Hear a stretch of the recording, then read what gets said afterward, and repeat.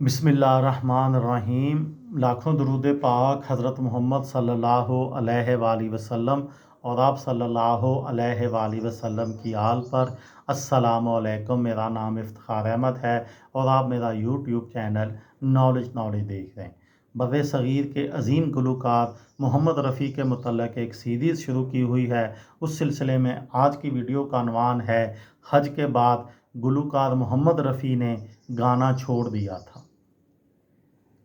तकरीबन 4 साल कबल फिल्मी दुनिया में कदम रखने वाली मुस्लिम अदाकारा ज़ाहिरा वसीम ने हाल ही में फ़िल्म लाइन छोड़ने का ऐलान करते हुए कहा, जो कुछ कहा उसके बाद एक बहस छिड़ गई।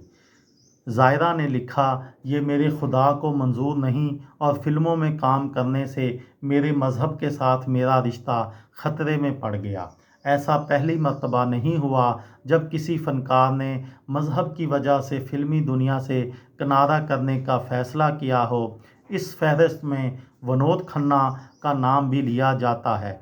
जिस वक्त विनोद खन्ना ने संन्यास लिया था, इस वक्त वो अपने कैरियर की बुलंदियों पर थे। विनोद खन्ना ने फिल्में छोड़कर अपने स्वामी ओशो का माली बनने का फ़ैसला किया। ऐसा ही कुछ मोहम्मद रफ़ी के साथ भी हुआ। हर दिल अजीज़ गुलूकार मोहम्मद रफ़ी ने भी उस वक्त फ़िल्मों में गाना बंद कर दिया था जब वो अपने कैरियर की बुलंदियों पर थे। बाद में उन्हें एहसास हुआ कि फ़िल्मों में गाना कोई गलत बात नहीं। ये उस ज़माने की बात है जब रफ़ी साहब हज पर गए थे और उनसे कहा गया कि आप हाजी हो गए हैं, अब आपको गाना बजाना बंद कर देना चाहिए।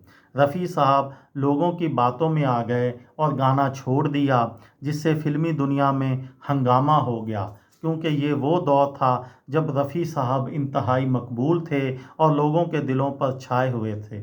बहुत से लोगों को ये वाक़या अब याद नहीं, कुछ लोग उसे अफवाह समझते हैं और बेशुमार लोग इससे वाकिफ़ ही नहीं। यहाँ तक कि मशहूर मौसीक़ार कल्याण जी आनंद जी, जिनके साथ रफ़ी साहब का तवील साथ रहा, वो भी इस वाक़े से ना आशना थे कि मोहम्मद रफ़ी ने मज़हब के लिए गाना छोड़ दिया था। जब आनंद जी से इस बारे में पूछा गया तो उन्होंने कहा उन्हें ऐसा कोई वाक़या याद नहीं। इस बारे में रफ़ी साहब के बेटे शाहद रफ़ी से बात की गई तो उन्होंने इस वाक़े की हकीकत बताते हुए इसकी तस्दीक की।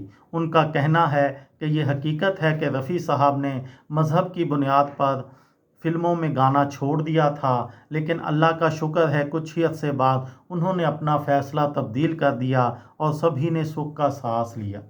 शाहद रफ़ी ने बताया, 1971 में जब अम्मी और रफ़ी साहब हज पर गए तो वहाँ से वापस आने के बाद मौलवियों के कहने पर उन्होंने गाना बंद कर दिया।